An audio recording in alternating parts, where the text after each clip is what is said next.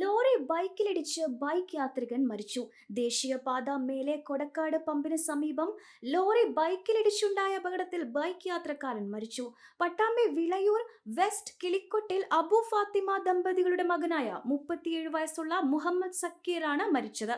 ഇന്നലെ വൈകിട്ട് 5:30 സംഭവം. മണ്ണാർക്കാട്ട് നിന്നും പെരിന്തൽമണ്ണ ഭാഗത്തേക്ക് ബൈക്കിൽ പോവുകയായിരുന്നു സക്കീർ. തൊട്ടുമുന്നിൽ പോയ ലോറി ടയർ പൊട്ടിയതിനെ തുടർന്ന് പെട്ടെന്ന് നിർത്തി.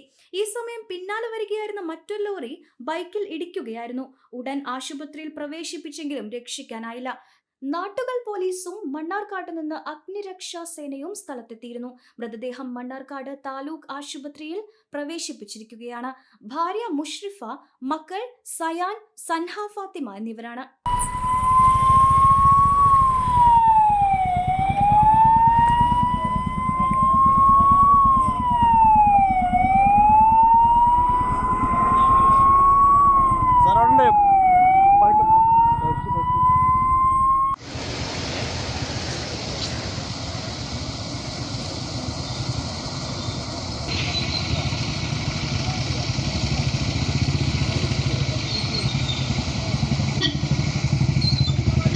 പെണ്ണു കൊതിക്കും പെണ്ണിനെ കൊതിപ്പിക്കുന്ന കനക കടകാഭരണങ്ങളുടെ കമനീയ ശേഖരവുമായി പട്ടാമ്പി പട്ടണത്തിന്റെ കനക കൊട്ടാരം Manukas gold and diamonds, Manukas tower railway ഓവർബ്രിഡ്ജിന് സമീപം, മെയിൻ റോഡ്, പട്ടാമ്പി.